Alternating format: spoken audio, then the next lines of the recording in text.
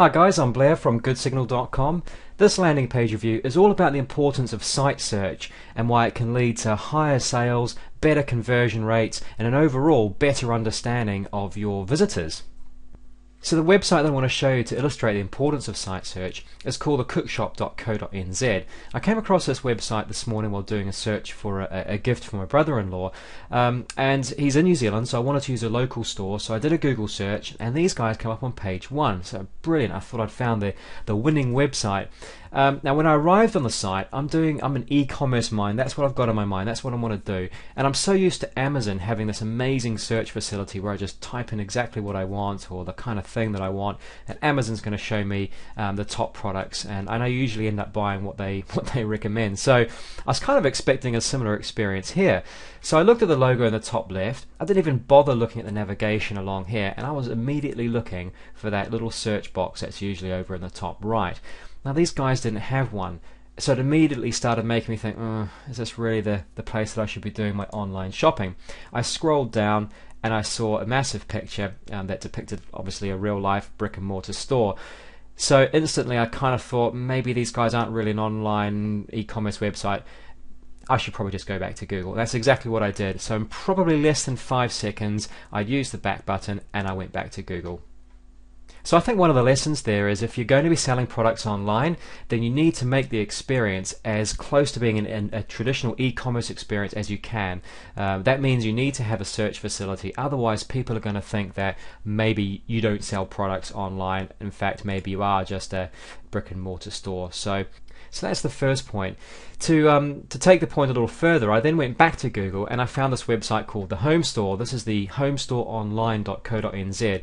And by comparison, I was really pleased to see that I was in an e-commerce website. Look, I've got navigation down the left, I've instantly got pictures of products, got some offers down the right hand side, but most importantly, I've got this massive big search box over in the top right. So I immediately felt like I was in the right place, I felt like I could do my shopping here, and this site was worthy of a little more of my time. Now interestingly, when I started trying to look for my product, I did look down this left hand side here, and I'm after a mixing spoon. So I looked down, shop by category, that's great, and I came down, cutlery, well that's, and canteens, I don't want canteens. Knives, where are the spoons? Silicone utensils, well no, ideally I'd like a wooden one if I can. And so I didn't really find what I wanted there, and that's a really common reason why people use a search facility in the first place. A, it takes quite a while to look down through all the list of categories or across the navigation, and B, we're so used to the experience that Amazon gives us where we just type in what we want and bam, there we go, we get the product. So I came up to the search box and I entered mixing spoon. I hit enter, and lo and behold, there we go, there's the spoon, and I'm probably actually going to buy that one later today, so great. So that's the power of site search. It gives the user a really fast way of achieving their goal, which for me today was finding a wooden mixing spoon. It enabled me to bypass the necessity of reading through all of the navigation, and most importantly for an e-commerce website, it made me feel like I was on an e-commerce website just like all of the others that I'm used to. So I felt familiar with what I was using and confident, and it led to success. The other cool thing about these guys is they've got this thing over here called Advanced Search, and I just want to show you that because I think it's really really interesting. If you click on Advanced Search, what they give you now is an option to be more specific. You might know the product number or the code. That's probably unlikely. I'm sure they use that in store. But for regular browsers and regular users, you can come up here and you can select, match any keyword. Maybe you've put in a long phrase of 4 or 5 words, and it's because of that the search engine here isn't able to give you, a result that specific. But you could actually select, match any keyword, and all of a sudden it's going to give you a lot more results. So I quite like that advanced search, so consider that as well.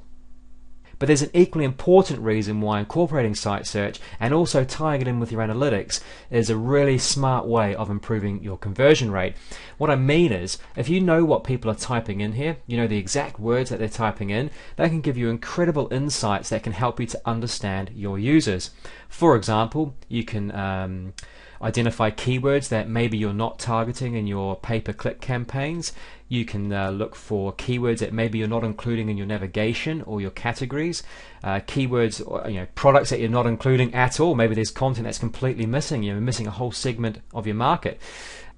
So there's a really good website that explains the concept of site search, and more importantly how to tie site search in with your Google Analytics.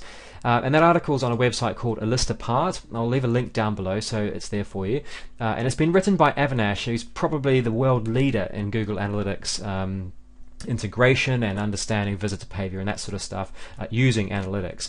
And in this article he sort of goes on to talk about how many people use a site search, and the example he's got here is like 20%.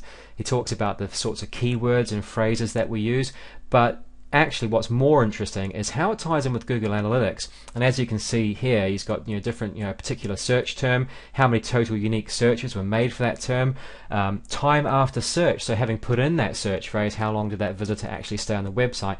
This is an amazing way to get a real deep understanding of your visitors and what they're looking for out of your website. And if you understand what people are looking for from your website and what they need, then you can build a much better experience for them.